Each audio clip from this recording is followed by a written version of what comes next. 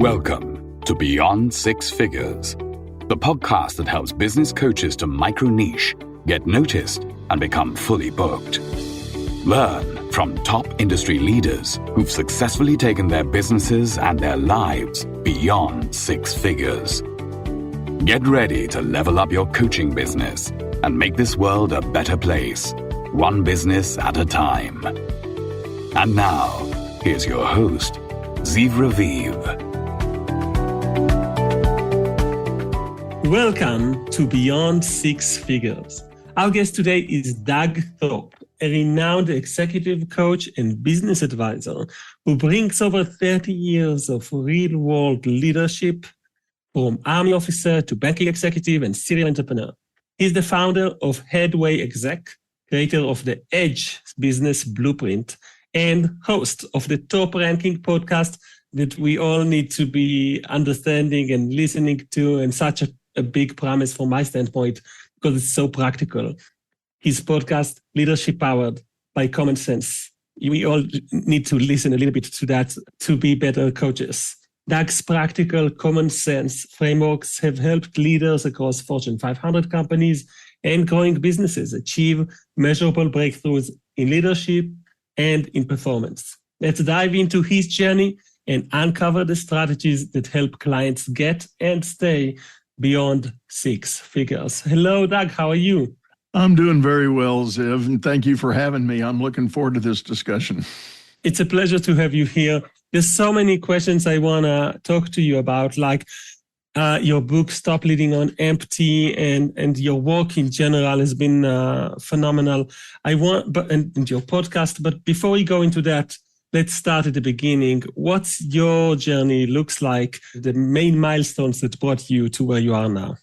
Well, I'm happy to share that, and I'll keep it brief. My journey began as a young man, only child of a hardworking single mom who had the guts, gumption, and commitment to herself to quit her day job and start a business when I was still in fifth grade. So it was just the two of us, and she had a burning passion to own her own business. She was an interior designer by trade and was tired of doing that for everybody else. So she showed me what it meant to be an entrepreneur. Of course, when I was 11, 12 years old, I had no idea what that really meant. But I watched her and I worked alongside her in many ways. That was my summer job, helping her in her business, as you can imagine, and did that all the way up through high school and on into college. But in parallel with that, what was happening as a parent, she had the wisdom, because she was single, she had the wisdom to surround me with mentors. And I learned the concept of living with mentorship from a very early age. And by the time I was ready to go off to college, I already had a long list of mentors that I could credit.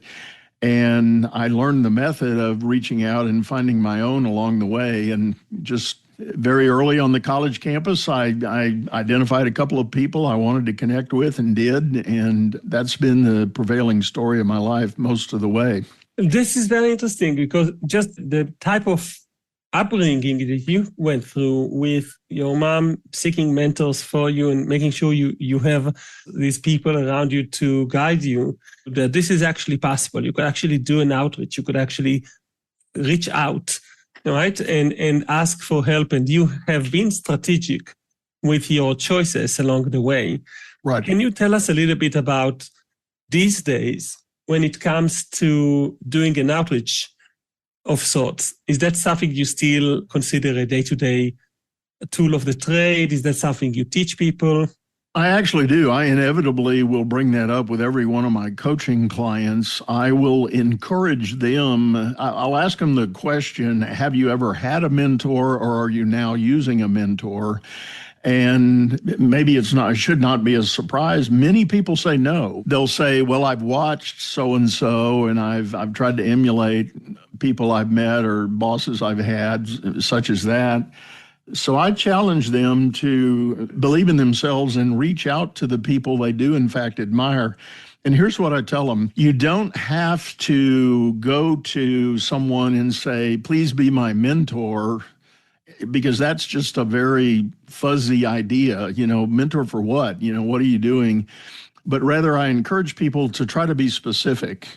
Like if I get to know you, Ziv, and I learn and I realize I really love the way you're able to work a room, when there's a meeting and how you get into that and how you network naturally. I may ask you, would you mind mentoring me and teach me that skill? Tell me how you learn to do that. What do you think about when you go into those moments, et cetera, et cetera? In other words, be specific with the ask. If there's a particular skill or attribute that person you admire does, that's what you ask them about. I love it. So tell me a little bit more about your journey as a coach. How did you get to where you're at now, and what were some of the hurdles along the way? Well, it all started with a passion for leadership. I don't know if might be considered a natural born leader, and I don't mean that in an egotistical way, but we have a family joke about me being the captain of the crossing guard in my school days. And back in my day, students were given badges and vests and stop signs, and we stood out in the traffic and stopped cars so that other kids could cross at the intersection. That's unheard of now. It would be blasphemy to do that and send a child out into traffic and do it, but we did. And I aspired to be the head of that team as I got up later years in school, and I did. I got on the team as a rookie and worked my way up and became captain of it in my sixth grade year. And the thing that I look back on, it wasn't that it was an ego thing at all. I just saw an opportunity to serve. I thought that idea of serving the community and serving my fellow students was just so interesting to me. And basically, as I look back on it now, I say I was probably a servant leader before that was a thing. And I always found opportunities where there was a need and there was a situation that a group or a team needed a leader, and if no one else was standing up for it, I'd raise my hand and I would say, I'll take that on, I'll do that. And that drove an interest and a curiosity. I was a business management major in school and learned more about management and leadership, and then took that with me into the Army, where, of course, training in leadership as an officer was a really big focus. I left the military and joined a large regional bank and was put on the management team immediately because of my military experience, and spent 20 years in banking as a leader at different levels of that organization. I left banking early. I was offered an early retirement after 20 years and took it and started a consulting business, as all good bankers do. And what I quickly discovered, my consulting clients really needed coaching. I would get the invite to come in their office, close the door, and they wanted to talk. There were things on their mind or on their heart that they couldn't talk to anybody else about. And I discovered that there was a real need there for leaders to have that voice and have those ears and eyes to listen and watch what they were doing and help them overcome the problems they were having. I stayed with consulting another almost 20 years and then decided I didn't really like the travel that was associated with consulting, so I really got serious exploring what it meant to be a coach. I studied, I got the certifications and did all that, but now what I bring to the table is some very practical, hands-on, firsthand experience in leading teams and solving problems out in the work world, and that's what I do today. I want to know a little bit about your red tape. Who are the type of people these days that you would recommend them to not work with you? The people to not work with me? Interesting question, and it's a great question. When I'm approached to take on an engagement, I always ask a couple of fundamental questions. If it's a larger Fortune 500 type company that's calling me, I will ask the question, are you asking me to fix somebody? And if the answer is yes, I don't take those assignments. When a company's already made the decision that they've got an executive that is not performing as they would expect, that's a different discussion. It's probably too late for any development coaching. And I just don't bother with those assignments. Now, if conversely, if the question is, no, we see this person as a high potential, they're part of our succession plan, we want to refine their skills, et cetera, then I'm all in on that. On the entrepreneurial side, what is never a fit for me is the owner that thinks they know it all. And that is inevitably the very problem they need to get past. And I saw this firsthand in my banking career. I watched too many company owners build nice businesses that had tremendous long-term possibilities, but inevitably they would hit a wall, and it was always related to the size of the owner's ego. And if the owner was not willing to take an objective look at the phase the business was in and their role in serving that business, if they couldn't make the tough decisions to say, I need to delegate more, I need to hire a leadership team, I need to release myself of some of my day-to-day, if they weren't willing to make those decisions, that was a limiting factor on the long-term success of that business. And ultimately, I watched a lot of those businesses fail. The very success that took them to a new higher level caused them to fail because they couldn't sustain what was going on at that higher volume. I want to talk a little bit about your program, the Edge Business Blueprint. You talk about how a thriving business needs 4 things: the right people, the right processes, the right product, and the right performance. But often, actually, business owners are going to struggle with some of these. Like, some of them has an obvious solution: hire the right people, right? Fix your processes, document your processes, and so on. But in order to actually perform well, there's a counterpart, there's a market that needs to respond as well. So how do you tackle either the objection before people join the program, or how do you actually support people with the program so that they will increase their performance?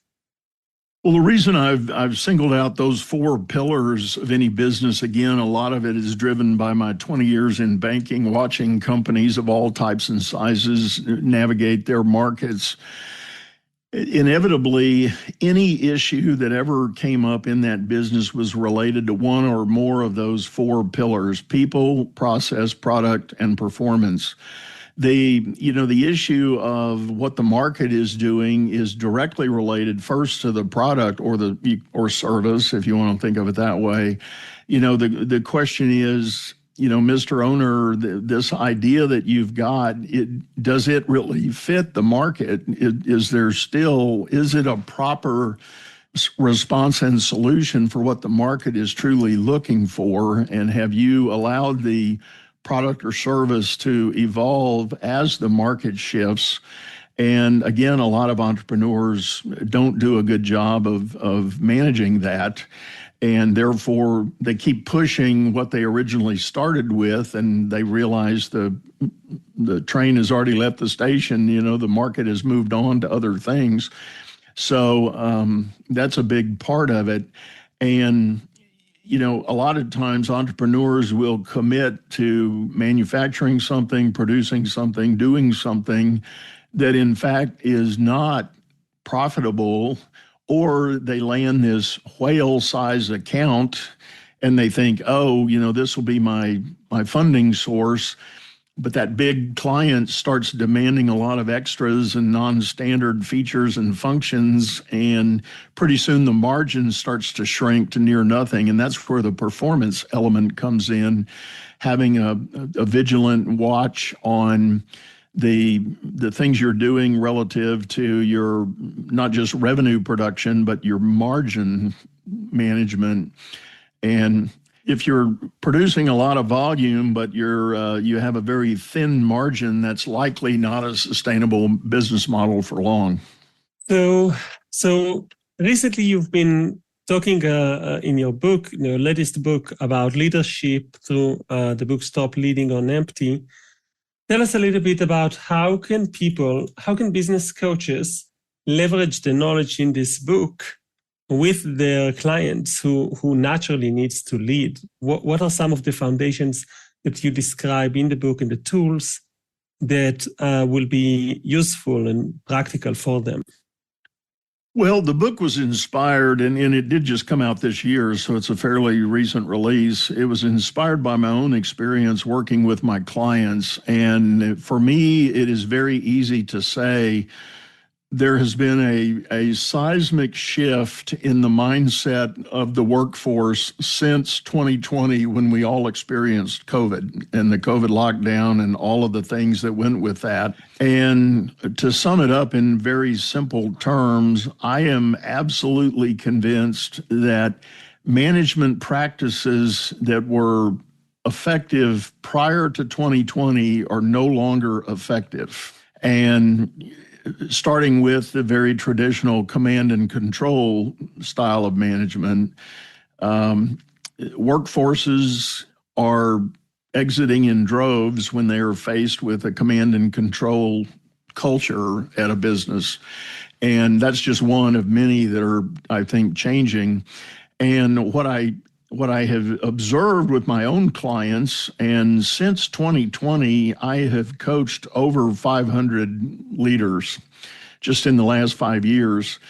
And what I see happening is they are feeling burned out, used up, frustrated. They are blaming the generational gap as part of the problem. And I don't give anybody a pass on that. To me, that's too convenient an excuse for a leader not doing what they might be able to do otherwise. But we can talk more about that later. But the ultimate root of this, I believe, is the feeling that people are still trying to administer old style management and not good leadership. And that's causing this sense of frustration, the burnout. They don't know what to do with hybrid teams and remote workers. They're frustrated by the lack of collaboration, et cetera, and the list is long of things that people talk about. So you mentioned how many leaders have the go-to excuses, like the generational gap in leadership and in how different generations behave in their careers and in their jobs, in their work. And how some leaders, they go to those excuses quite fast. That's something that you help people fix with your book and with your work that is based on your work. What would you say is an example for a good tip that business coaches could give to their clients? Because let's be honest, there is a generational difference. Like they do have their own preferences. They do have a different way of valuing. They value different things. They value their work differently. So what would be a tip that you would give so that a business coach could use in order to still overcome this gap? Well, I think the fundamental challenge for leaders out there, and this is where I would advise coaches to consider, I think leaders are too often sort of entrenched in their own moat of what they believe and what they've learned and what they're trying to do. And they're unwilling to elevate their awareness of the things around them. And, in respect to the generational issues, what I challenge people to consider is, why don't you go meet that person where they are? Don't enforce your paradigm on them. If your paradigm says they're not working hard enough, well, in your own mind, that may be true, but is that the reality? And, because they're not 8 to 5 on the clock doing the work, is the work still getting done? And, is the actual product and output that's being received, is that sufficient? And I've had a number of people say, when I challenge them on that, they go, "Well, yeah, they're doing okay. They're just not available when I want them to be." Well, that's a different discussion, and that should not be a condemnation. That should be a discussion. And one of the things that led me to this many years ago, actually pre-COVID, is I was starting to feel a shift, particularly with the generational issues. I discovered a writing, and when I've done workshops, I've actually just read this little piece to the audience, and I'll ask them the question, who wrote it? And they'll say, some millennial somewhere. That's the usual answer I get. Well, it was Henry David Thoreau in 1863. He wrote the piece. And it talks about, I'm a young man and the people above me don't know what they're doing. It's hard to respect them for the way they want me to act, yada, yada, yada. It goes on and on. And yeah, that was Henry David Thoreau in 1863. So my point is this disconnect in the mental vision of things has been present for decades. And however many generations ago Henry David Thoreau lived, I don't know, what is that? I don't know, 15 or 20 generations ago, that mindset was still present. So I think to overcome it, you have to, as a leader, you have to be willing to meet your people where they are. And I'm proud to say I can connect with a 55-year-old leader as well as I can connect with a 25-year-old leader. I had a 27-year-old client yesterday that I was working with, and we had a great productive discussion. He was saying a lot of things in his own terminology, and I wasn't trying to convince him he was wrong. I was just listening carefully to what he was really saying, and then feeding back to him ideas and opportunities that he could consider, and he was good to go. I think that your key word there is that you listened. And I think that a lot of times leaders, they need to know these two fundamental skills. They need to know how to listen, and they need to know how to communicate.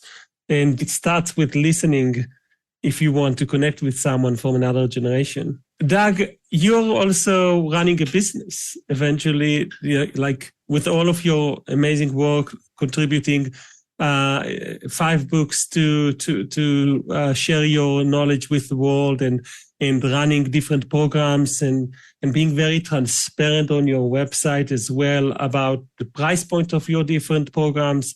That's something that is not something you see commonly.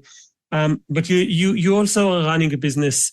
I want to ask you, as a business owner, what is something that you're doing recently that makes you feel like, oh, this is working. This is actually getting me the results that I'm looking for? Well, I would have to say that for me, the big advancement I'm working on, I am all in on AI. In my age demographic, I have way too many friends and colleagues that are pushing back, saying it's going to be the death of us all. It's going to ruin business. They're the naysayers. But I've always been an early adopter of technologies as they come. And when OpenAI first made itself accessible, I was there. I was in a group of coaches here in the Houston area that we meet with. This is a group that's been together about 30 years, and we meet on a monthly basis, and we share ideas and share things. And AI became a hot topic for us a couple of years ago.